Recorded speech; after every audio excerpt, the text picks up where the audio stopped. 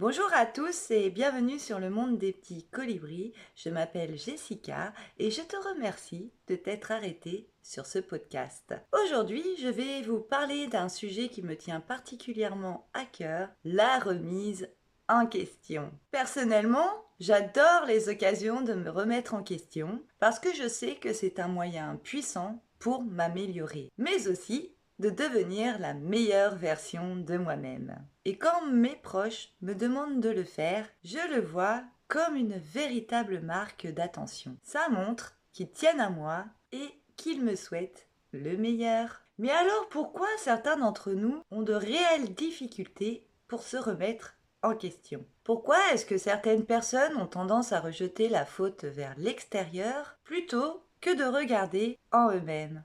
Aujourd'hui, on va explorer ensemble d'où cela peut provenir, pourquoi parfois c'est si compliqué et surtout comment on peut transformer la remise en question en une force incroyable. Allez, installez-vous confortablement et c'est parti! Pour commencer, parlons de deux grands obstacles qui rendent la remise en question compliquée. L'ego et la fierté. L'ego, c'est cette petite voix intérieure qui vous dit « Je suis quelqu'un de bien, je sais ce que je fais, je n'ai pas besoin de changer ». Il nous protège en quelque sorte. Il nous pousse à vouloir être perçus comme compétents, comme forts. C'est une réaction naturelle, humaine. Mais parfois, l'ego devient un mur entre nous et la possibilité de nous améliorer. Il refuse d'accepter que l'on puisse avoir tort ou que l'on ait encore des choses à apprendre. Et la fierté, elle, renforce ce mécanisme. On a peur de perdre la face, on n'aime pas l'idée d'admettre ses erreurs, parce que cela pourrait être perçu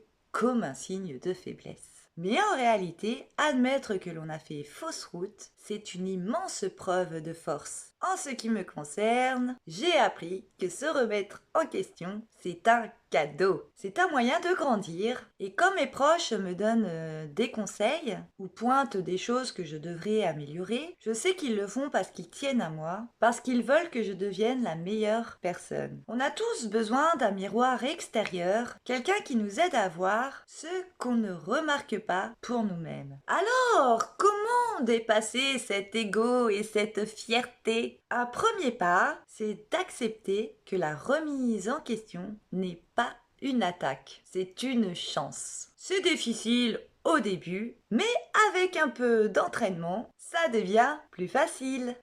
Deuxième partie, maintenant parlons de cette tendance à vouloir rejeter la faute sur l'extérieur. Avouons-le, c'est tellement plus simple de dire que si quelque chose ne va pas, c'est à cause des autres, de la société ou de la situation. C'est une façon de se protéger, de ne pas avoir à admettre qu'on a une part de responsabilité. Mais vous savez quoi? Rejeter la faute sur l'extérieur, c'est une manière de se déresponsabiliser et de rester bloqué. Quand on met tout sur le dos des autres, on ne se donne pas l'occasion de se remettre en question, donc on ne peut pas avancer. Pourtant, c'est en regardant à l'intérieur de nous-mêmes, en identifiant nos erreurs, que l'on peut vraiment évoluer. La remise en question n'est pas synonyme de culpabilité. Il ne s'agit pas de se flageller pour nos erreurs, mais de se dire « Ok, qu'est-ce que j'aurais pu faire différemment? Comment puis-je améliorer ma réaction la prochaine fois ?» C'est un processus qui nous permet de devenir plus conscients de nos actions, de nos pensées et de leur impact sur notre vie et celle des autres. Troisième partie. On ne peut pas aborder ce phénomène de remise en question sans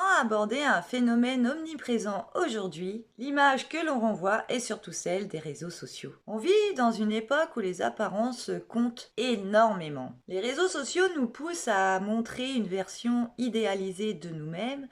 Tout est filtré, tout est magnifié. Résultat, on s'enferme dans cette illusion. Mais la vérité, c'est que derrière cette image parfaite, il y a des personnes qui, comme vous et moi, ont des doutes, des faiblesses, des erreurs. Or, quand on s'attache de trop à cette façade, on évite la remise en question, car cela reviendrait à admettre que cette image parfaite n'est qu'une illusion. Et ça peut paraître effrayant. Mais c'est important de se poser la question, est-ce que cette image, c'est vraiment nous? Et surtout, est-ce que ça nous rend heureux d'entretenir cette illusion? Parfois, la meilleure façon de se libérer, c'est d'accepter nos imperfections et de nous montrer tels que nous sommes, avec nos forces, mais aussi avec nos vulnérabilités. Je pense aussi que cet individualisme exacerbé par les réseaux sociaux contribue à l'évitement de la remise en question. Quand on se concentre uniquement pour soi et sur ce que les autres pensent de nous, on passe à côté de l'essentiel, les relations authentiques avec les autres et surtout avec soi-même.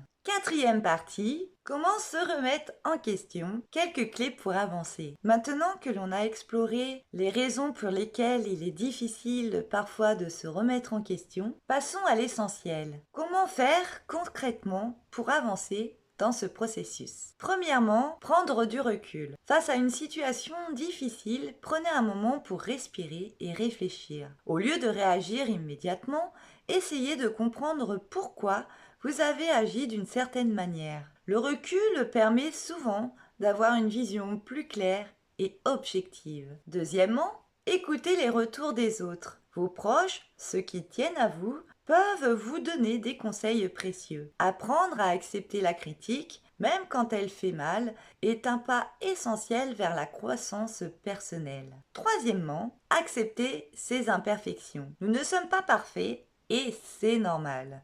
Chaque erreur, chaque difficulté est une opportunité d'apprendre et de grandir. Se remettre en question, c'est accepter qu'on a encore des choses à apprendre. Quatrièmement, se poser les bonnes questions. Pourquoi ai-je réagi ainsi? Qu'est-ce qui me bloque? Quelles sont mes valeurs profondes? Ces questions vous aideront à mieux comprendre vos propres comportements et à identifier ce que vous pouvez améliorer. Cinquièmement, être patient et bienveillant envers soi-même. Se remettre en question, c'est un processus, pas une course. Soyez indulgent avec vous-même, avancez à votre rythme et surtout célébrez vos petites victoires. Et pour conclure, je voudrais vous laisser avec cette pensée. Se remettre en question, ce n'est pas un acte d'autocritique destructrice, c'est un acte d'amour envers soi-même. C'est une façon de dire « je mérite de grandir, d'évoluer, de devenir la meilleure version de moi-même ». Et quand nos proches nous encouragent à nous remettre en question, c'est parce qu'ils nous aiment et qu'ils veulent nous voir nous épanouir. Et vous, où en êtes-vous avec la capacité de se remettre en question? Est-ce que vous voyez cela comme une menace ou plutôt comme une opportunité? Je vous encourage à y réfléchir et à en faire un exercice au quotidien. Vous verrez, les résultats sont plutôt surprenants. Bien voilà, j'en ai fini avec ce sujet. Si ce podcast vous a plu, n'hésitez pas à vous abonner, à liker et à laisser un commentaire. Et en attendant, je vous dis à très bientôt. Continuez à grandir chaque jour. Je vous embrasse bien fort. Prenez bien soin de vous et de vos proches. Bye bye!